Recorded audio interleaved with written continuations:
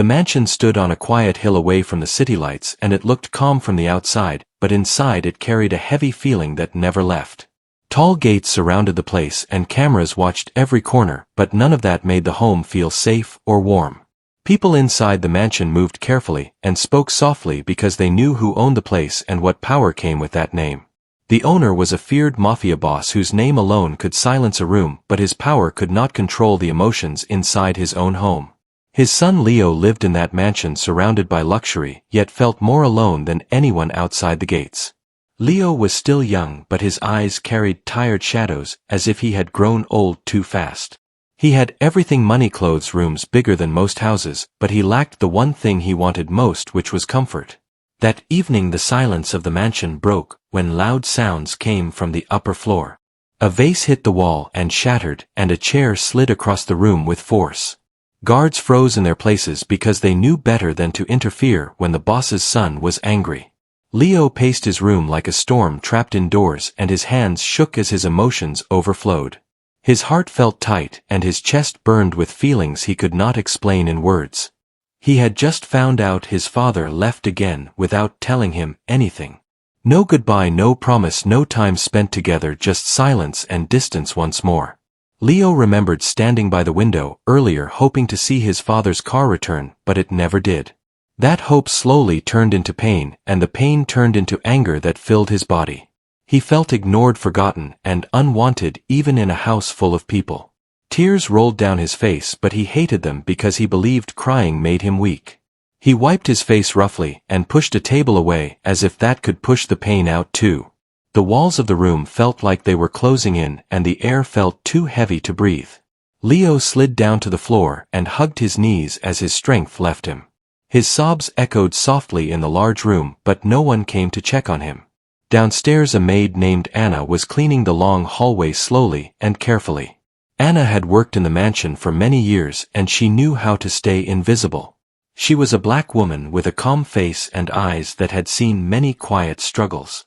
She never spoke unless spoken to, and she followed rules because breaking them could cost her job. Still, she had a heart that listened even when her ears were not supposed to. When she heard the sounds from upstairs, her hands paused and her heart tightened. She recognized the sound of a child in pain, not just anger but deep sadness. Anna had seen Leo grow up from a distance and noticed how often he was alone. She had seen him eat meals by himself and walk the halls without laughter. She knew the mansion gave him comfort in things but not in people.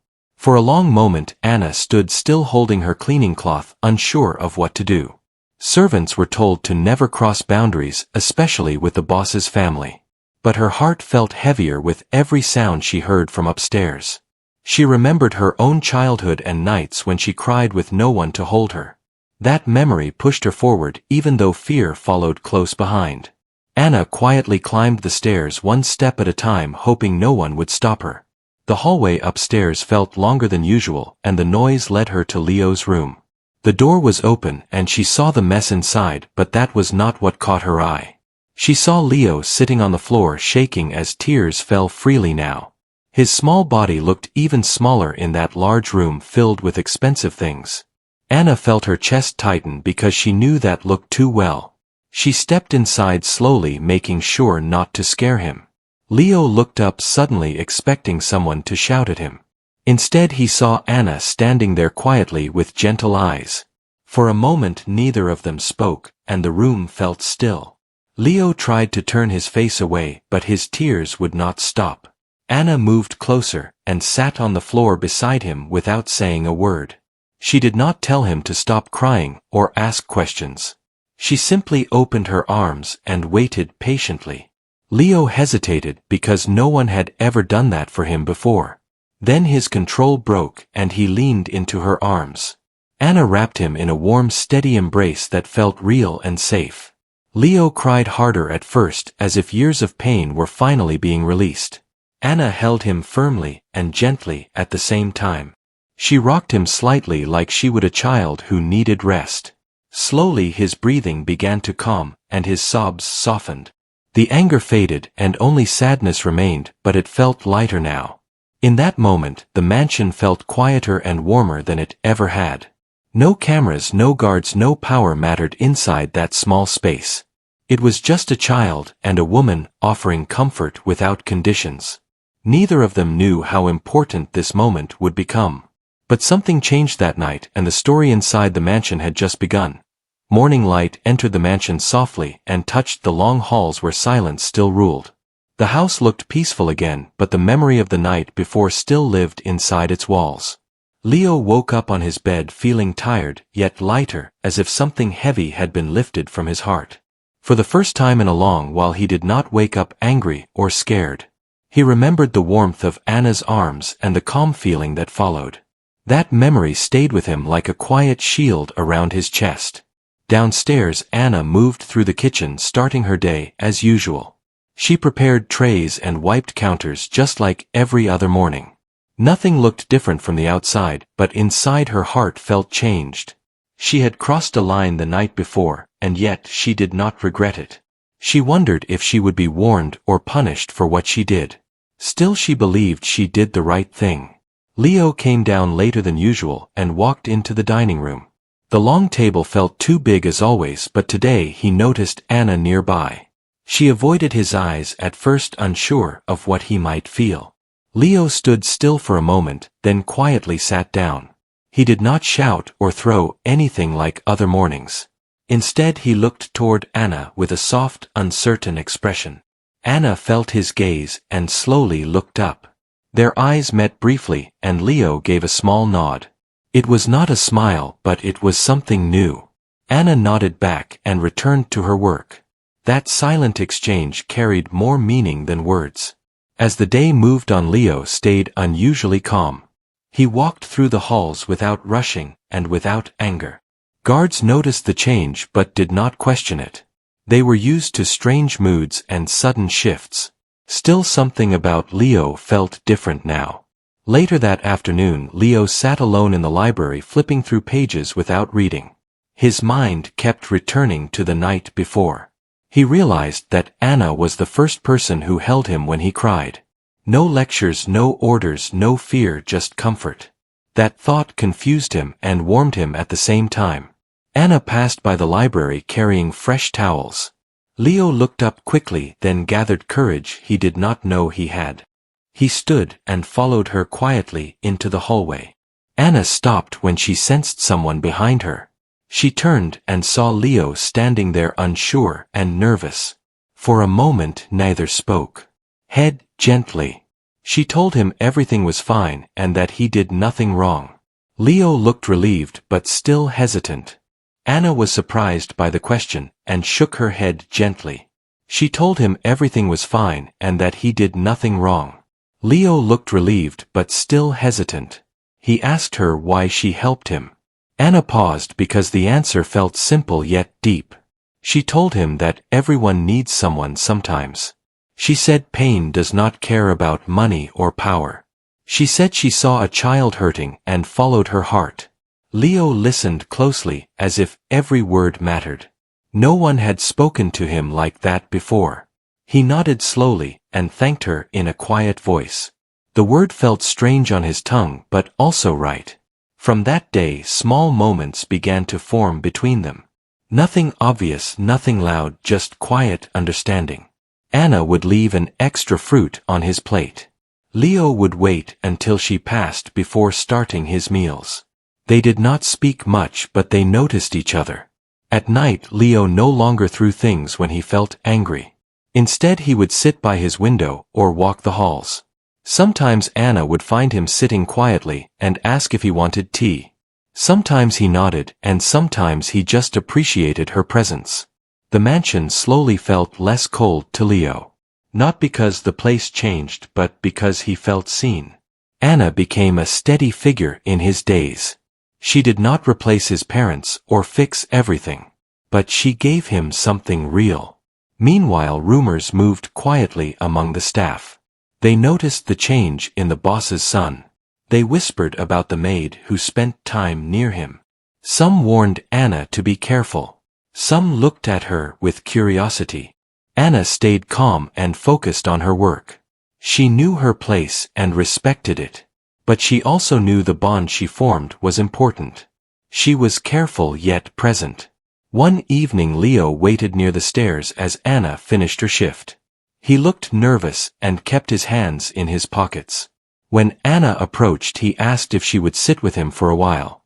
She hesitated only for a second, then agreed. They sat in a quiet corner where the lights were low. Leo spoke slowly, choosing his words carefully. He talked about feeling invisible and unwanted. He talked about the mansion feeling like a cage. Anna listened without interrupting. She told him his feelings mattered. She told him it was okay to feel hurt. She did not promise things would change quickly. But she promised he was not alone in that moment. Leo felt something shift inside him. Trust began to grow like a small, fragile seed. He did not know where it would lead. But for the first time hope felt possible. Far away, the boss returned late that night, unaware of the quiet changes inside his home. He did not notice the softer air or the calmer halls. He did not see the bond forming silently. But the mansion was changing one moment at a time. And at the center of it stood a boy and a woman connected by simple human care. Their story was still unfolding and greater challenges waited ahead. But the foundation had been set quietly and firmly. What began with tears now moved toward understanding. And the heart of the mansion had started to beat again. The calm inside the mansion did not last forever because quiet places often hide growing tension beneath their surface. As days passed, the boss spent more time at home and his presence changed the air in every room. His footsteps echoed heavy through the halls and guards stood straighter when he appeared. Leo felt the shift immediately because he always did when his father returned. The warmth he felt around Anna stayed, but fear slowly crept back into his chest. The boss noticed the change in his son, even if he did not understand it. Leo no longer shouted or broke things, and that confused him. Power had taught the boss that fear controlled people, not kindness. He wondered what had softened the boy so suddenly. One evening he called a senior guard and asked questions quietly. The guard spoke carefully and mentioned the maid named Anna. The boss listened without showing emotion, but his eyes grew sharp. He did not like rules being crossed inside his house. Anna felt the tension too, though no one spoke to her directly. She noticed guards watching her more closely when she passed. Whispers among the staff grew heavier and colder. Some avoided her while others warned her with worried looks. Still, Anna continued her work with calm focus. She did not seek Leo out, but she did not avoid him either. Their bond remained quiet and respectful. Leo sensed something was wrong, and his old fear returned. He worried that Anna might be taken away because of him. That thought made his chest ache worse than before. One afternoon Leo waited in the small garden behind the mansion. Anna was trimming plants nearby when he approached her slowly. He asked if she was angry with him. Anna smiled gently and told him she was not. Leo then asked if she would leave. The question came out soft but full of fear. Anna paused and chose her words carefully. She told him she did not plan to leave. She told him he was not a burden. Those words stayed with Leo like a quiet promise. But that promise was tested sooner than expected. That night the boss called Anna into his private office. The room was large, dark, and heavy with authority. Anna walked in calmly, though her heart beat fast. The boss looked at her for a long moment before speaking. He asked her why she spent time with his son. Anna stood straight and answered honestly. She said she saw a lonely child who needed comfort. The boss frowned and told her she crossed boundaries. He reminded her of her position and the rules of the house. Anna listened without fear and did not argue. Then she spoke again quietly but firmly. She said no child should grow up without care. She said kindness was not a threat. The room fell silent. The boss did not expect those words. He felt anger but also something unfamiliar. He dismissed Anna without punishment but with a warning. He told her to remember her place. Anna bowed her head and left the room. Outside the office her legs felt weak, but her heart stayed strong. She worried about Leo but trusted she did the right thing. Leo waited anxiously in his room, unaware of what had happened. When Anna did not appear that evening, his fear grew. Old thoughts returned, telling him people always leave. He sat on the floor again, hugging his knees. The mansion felt cold once more. Later Anna quietly knocked on his door. Leo opened it quickly, and relief flooded his face. He asked if everything was okay. Anna told him yes and sat beside him. She did not tell him about the office or the warning. She did not want to add fear to his heart. Instead she spoke about strength and patience. She told him sometimes adults struggle with their own pain. She told him that change takes time. Leo listened carefully and nodded. He trusted her more than anyone now. Meanwhile the boss stood alone in his office thinking. Anna's words echoed in his mind. He remembered his own childhood filled with silence and distance. Memories he had buried under power began to surface. He watched Leo from afar over the next days. He saw the calm and the quiet strength growing in his son. He did not understand it fully, but he could not deny it. The tension inside the mansion reached a turning point. The bond between Anna and Leo had been tested but not broken. Instead it grew stronger under pressure. Leo felt braver, even when afraid. Anna felt cautious yet hopeful. The mansion itself seemed to wait, holding its breath. Something was changing slowly and deeply. Not through force or fear, but through quiet care. The storm had not passed yet. But both Leo and Anna stood stronger than before. They did not know what the future held. But they knew they would face it with courage. The mansion woke under a soft sky, as if the walls themselves were listening to the quiet changes within. Leo moved through the halls with steady steps, carrying a calm he had never known before. He felt fear at times, but it no longer controlled him the way it once did. Anna continued her work with gentle focus, keeping her distance yet remaining present. The boss watched all of this from a place of silent thought. He noticed how Leo greeted people with his eyes instead of anger. He noticed how the house felt less tense when the boy walked by.